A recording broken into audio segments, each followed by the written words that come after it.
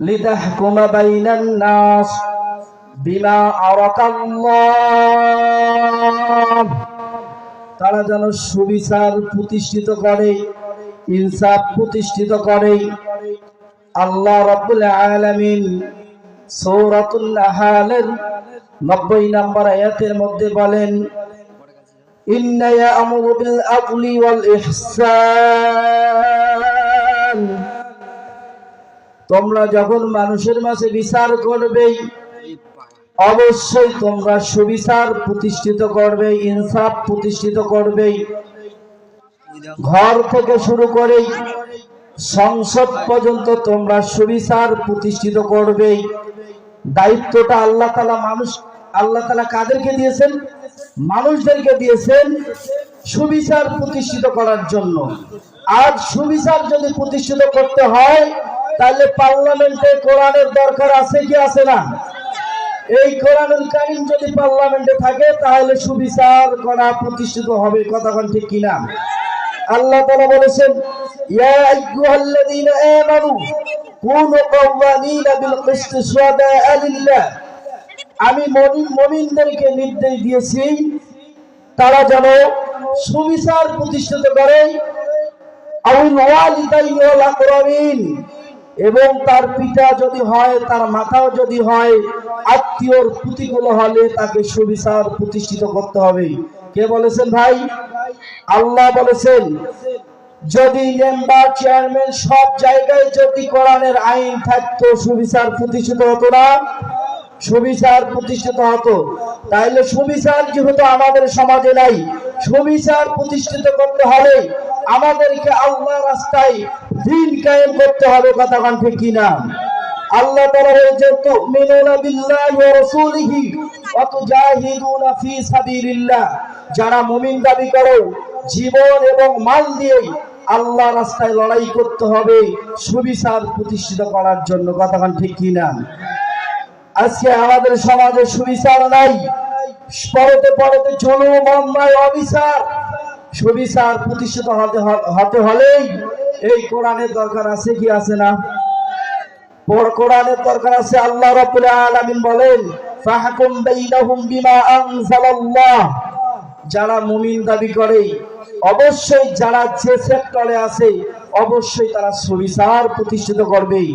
আজকে আমাদের সমাজে চোর থেকে শুরু করি, জেনাখোর থেকে শুরু করি, সব পরতে পরতে আগের চেয়ে বেড়েছে না কমছে? ভাই কমছে। কোরআনের কারীমের যদি সুবিচার প্রতিষ্ঠিত হয়, কোরআন দিয়ে যদি ন্যায় বিচার প্রতিষ্ঠিত হয়, আল্লাহ রাব্বুল আলামিন বলেন, ওয়াসারিকু ওয়াসারিকাতু ফাকতাউ আইদিয়াহুমা জাযাআন বিমা কাসাবা নাকালাম মিনাল্লাহ, আমি আল্লাহ রাব্বুল আলামিন তোমাদেরকে বলে দিলাম সুবিচার প্রতিষ্ঠিত হলেই, কোরআনের আইন প্রতিষ্ঠিত হলে যেখানে যে জায়গায় চুরি হবে তার ডান হাতটাকে কেটে দিতে হবে। যদি ডান হাত কোনো চোরকে ডান হাত কেটে দিত, আজকে চুরি করতে সাহস পাইতো না।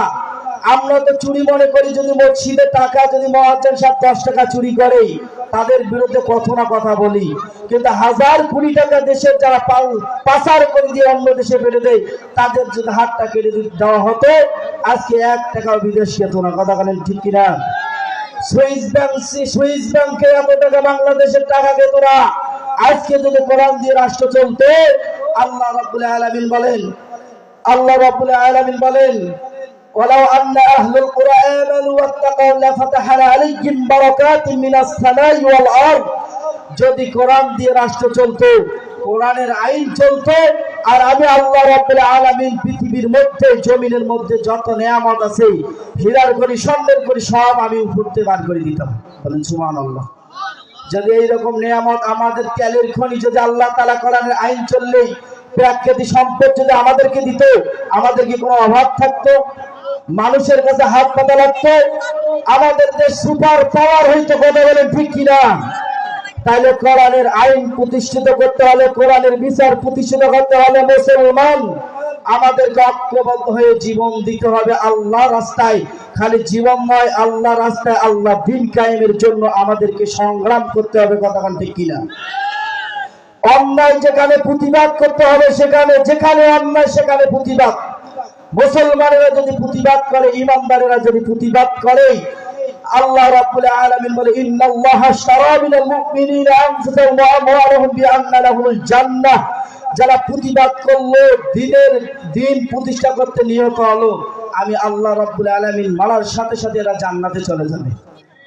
খালি জান্নাতে যা লা তাকুল, আল্লাহ রাব্বুল আলামিন সূরাতুন নিসার মধ্যে বলেছেন যে যদি কোনো ব্যক্তি মারা যায় দ্বীন কায়েম প্রতিষ্ঠা করতে গিয়ে যদি মারা যায়, এটা শহীদ হয়ে মারা যাবে। আর শহীদরা জীবন মরে না, শহীদরা কবরের মধ্যে জীবিত থাকে। তাহলে আমাদেরকে ঐক্যবদ্ধ হয়ে আল্লাহ তাআলার দ্বীন যদি আমরা কায়েম করি, আর সমাজের পরতে পরতে অন্যায় বিচার হবে না, জুলুম হবে না। যেখানে চোর সেখানে ডান হাত কেটে দিলে আর চুরি করার সাহস পাবে না। আল্লাহ রাব্বুল আলামিন সূরাতুন নূরের 2 নম্বর আয়াতের মধ্যে বলেন আয-যানিয়াতু ওয়াজ-যানিয়া ফাজলিদু কুল্লা ওয়াহিদিন মিনহুমা মিআতান জালদা। পরতে জেনা আর জেনার লাইসেন্স দিয়েছেন আল্লাহ রাব্বুল আলামিন। যেখানে আল্লাহ তাআলা জেনাকে হারাম করে দিয়েছেন, আর আমাদের দেশের মধ্যে জেনাকে লাইসেন্স দিয়েছে। আমাদের জেনাকে যখন লাইসেন্স দিয়েছে, পরতে জেনা, কলেজ থেকে শুরু করে সব পরতে যখন জেনা হয়ে যায়, এই আল্লাহ তাআলা আয-যানিয়াতু ওয়াজ-যানিয়া ফাজলিদু কুল্লা ওয়াহিদিন মিনহুমা মিআতান জালদা, এই আয়াত যদি সমাজে বাস্তবায়ন থাকতো, যারা জেনা করবে, জেনা করলে তাকে 100 বেত আঘাত করতে হবে যদি অবিবাহিত পুরুষ এবং নারী হয়। আর বিবাহিত পুরুষ এবং নারী যদি হয়, তাকে গলা কোমর থেকে পুঁতে তাকে যদি পাথর মেরে হত্যা করতো, সমাজের মধ্যে কি জেনা থাকতো? তাহলে সমাজ সোনায় সোহাগা হয়ে যেত। কথাটা ঠিক কিনা? কিন্তু সব জায়গায় আমরা বলি যে জেনা কমে না কেন? জেনা যতক্ষণ পর্যন্ত কোরআনের আইন দিয়ে এই আয়াত সংসদে বাস্তবায়ন হবে না, ততক্ষণ পর্যন্ত জেনা কমবে না। কথাটা ঠিক কিনা? জেনা কমবে না, জেনার পরতে বাড়তে থাকবে। জেনা যদি কমাতে হয়, তাহলে সংসদে এই আয-যানিয়াতু ওয়াজ-যানিয়া, অবিবাহিত পুরুষ এবং অবিবাহিত নারী যখন জেনা করবে, তাকে হত্যা করে তাকে 100 বেত আঘাত করতে হবে। আর বিবাহিত পুরুষ এবং জেনা করলে পুরুষ এবং নারী তাদেরকে হত্যা করতে হবে। এটা বিধান কার? আল্লাহ তাআলার বিধান। আমাদের সমাজে আছে, আমাদের রাষ্ট্রে আছে। তাহলে যদি রাষ্ট্রে না থাকে, তাহলে আমাদের জন্য সংগ্রাম করা, আল্লাহর দ্বীন প্রতিষ্ঠিত করা আমাদের জন্য ফরজ হয়ে গেছে। আমাদের দ্বীন প্রতিষ্ঠিত করতে হবে। যদি আপনি দ্বীন প্রতিষ্ঠিত না করেন, আল্লাহর দ্বীন কায়েম না করেন, আপনার নামাজ দিয়ে 4 পয়সার আল্লাহর কাছে দাম হবে না। যেই সমাজে আল্লাহর দ্বীন চলে না, যেই সমাজে আল্লাহর কোরআন চলে না, সেই সমাজে আপনার নামাজ আল্লাহর কাছে কবুল হবে না, আপনার রোজাও কবুল হবে না, যতক্ষণ পর্যন্ত আপনি দ্বীন কায়েম না করবেন, আল্লাহর দ্বীনের সাথে জড়িত না থাকবেন, দ্বীন প্রতিষ্ঠিত না করবেন, ততক্ষণ পর্যন্ত আপনার রোজা কবুল হবে না। আচ্ছা বলেন, আল্লাহ তাআলা রোজাকে ফরজ করে দিয়েছে না? রমাদান মানে আসছে 14-15 দিন পর। কিন্তু আমাদের মাঝে আল্লাহ তাআলা কিসাসের বিধান ফরজ করে দিয়েছেন। কুতিবা আলাইকুমুল কিসাসু ফিল কতলা। আল্লাহ রাব্বুল আলামিন বলেন হত্যার বদলে হত্যা আমি তোমাকে ফরজ করে দিয়েছি। তাহলে আজকে তাকে হত্যা করা হয়, অন্যায়ভাবে তাকে জুলুম, অন্যায়ভাবে ফাঁসির কাছে তোলা হয়, কিসাসের বদলে কিসাসের বিধান কে দিয়েছেন? কেসাসের বদলে কেসাসের বিধান, হত্যার বদলে হত্যার বিচার যদি হইতো, কোন মানুষ, কোন নেতা নেত্রী কাউকে জুলুম করে অন্যায় ভাবে ফাঁসিতে দিতে পারতো কি? পারতো না। অন্যায় ভাবে কাউকে থাপ্পড় দিতে পারতো কি? পারতো না। কেসাসের বিধান আল্লাহ তাআলা ফরজ করে দিয়েছেন। রোজা ফরজ করে দিয়েছেন বিধান আপনি রোজা মানেন। আল্লাহ তাআলা একই সূরা বাকারার আয়াত কুতিবা আলাইকুমুল কিসাসু ফিল কতলা, আল্লাহ রাব্বুল আলামিন একই আয়াত দিয়েছেন যে আমি তোমাদের জন্য কিসাসের বদলে কিসাস ফরজ করে দিয়েছি। হত্যার বদলে হত্যা করতেই হবে। এক যুবককে আর এক যুবক থাপ্পড় দিয়েছেন, তার বিচার হচ্ছে অন্যায়ভাবে থাপ্পড় দিয়েছেন, বিচারটা হবে অন্যায়ভাবে তাকে থাপ্পড় দেওয়া। এটা আল্লাহর কোরআনের বিধান। কিসের বিধান? কোন নেতা যদি কাউকে অন্যায়ভাবে থাপ্পড় দিত, ওই যে লোকটা মাজলুম লোকটাকে অন্যায়ভাবে থাপ্পড় দিছে, তাকে অন্যায়ভাবে থাপ্পড় দিতে এই নেতাকে সাহস পাইতো থাপ্পড় দিতে? তাহলে সাহস যদি না পায় মুসলমান আমাদের পিঠ থেকে গেছে পড়তে পড়তে জুলুম আর অন্যায় অবিচার, অন্যায় ভাবে জুলুম থেকে অন্যায় যদি আমাদেরকে ব্যবস্থা হয়, আল্লাহ তাআলার কোরআনকে প্রতিষ্ঠিত করার দরকার আছে কি আছে না? কোন কোন যুবক আল্লাহর কোরআন প্রতিষ্ঠিত করার জন্য দুইটার হাত তুলে আল্লাহর কাছে সাক্ষী বলেন আল্লাহ তাআলার কোরআন প্রতিষ্ঠিত করতে আমরা একমত। আমরা কোরআনুল কারীম প্রতিষ্ঠিত করতে গিয়ে যদি আমাদের জীবন চলে যায় যেতে পারে, আল্লাহর হাবিব সাল্লাল্লাহু আলাইহি সাল্লাম এই কোরআনুল কারীম প্রতিষ্ঠা করতে গিয়ে নিজের জীবনকে বাজি রেখেছেন। উহুদের যুদ্ধে নিজের জীবনকে আল্লাহর হাবিব সাল্লাল্লাহু আলাইহি সাল্লাম তার দুটো দাঁত মোবারক শহীদ হয়ে গেছেন, রক্তাক্ত হয়েছেন কোরআনুল কারীমের জন্য। আর আপনি সুবহানাল্লাহ আলহামদুলিল্লাহ লা ইলাহা ইল্লাল্লাহ এতটুকুই বলেন, এইটুকু বলি আপনি মনে করেন জান্নাতে যাবেন। লা ইলাহা ইল্লাল্লাহর অর্থ কেউ জানেন? লা ইলাহা ইল্লাল্লাহর অর্থ জানি। লা ইলাহা ইল্লাল্লাহ হচ্ছে আপনি মুসলমান যে দাবি করলেন, ইমানদার দাবি করলেন, লা ইলাহা ইল্লাল্লাহ আমি একমাত্র আল্লাহ ছাড়া কারো বিধান মানি না, একমাত্র আল্লাহ ছাড়ার কোন হুকুম মানি না।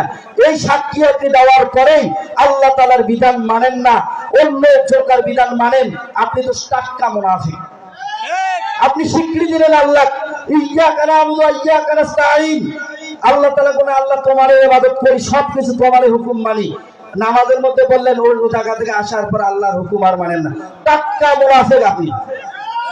আপনি টাটকা মুনাফিক। যদি আপনি মুনাফিকের কাতারে না থাকতে চান তাহলে আল্লাহর দ্বীন প্রতিষ্ঠিত করতেই হবে। মুসলমান দ্বীন প্রতিষ্ঠিত করা ছাড়া আর আমাদের কোনো পরিকল্পনা নেই। আল্লাহ তাআলা আপনাকে আমাকে যদি বুঝার তৌফিক দান করে দেয়, কোরআনুল কারীমে যখন হক কথাগুলো বলবেন কত যে স্লিপ আসবে, কত কথা আসবে। কিন্তু আমি মনে করি যখন কোন কোরআনুল কারীমের তাফসীর হয়, কোরআনের কথা হয়, যেই মাহফিলে হক কথা হয় না, কোরআনের কথা হয় না, ওই মাহফিল দেওয়ার কোনো দরকার হয় না। আর যে মাহফিল যে ভাইরা দিবে সে ভাইরা যদি ইমাম থাকে, ইন্নামা ইয়া'মুরু মাসাজিদাল্লাহি মান আমানা বিল্লাহ, যদি কোনো ব্যক্তির ইমাম থাকে কোরআনুল কারীমের কথা বললে তার ঈমান জাগ্রত হবে। কি হবে? কোরআনুল কারীমের কথা শুনলো ইন্নামাল মুমিনুনা আল্লাযীনা ইযা যুকিরাল্লাহ ওয়াজিলাত কুলুবুহুম ওয়া ইযা তুলিয়াত আলাইহিম আয়াতু, তারাই মুমিন যাদের কাছে কোরআনের কারীমের কথা বলা হয় অন্তর কেঁপে ওঠে, তাফসীরের কথা হলে তাদের ঈমান বৃদ্ধি পায়, সে হচ্ছে মুমিন। সে কি? আর তাফসীর মাহফিল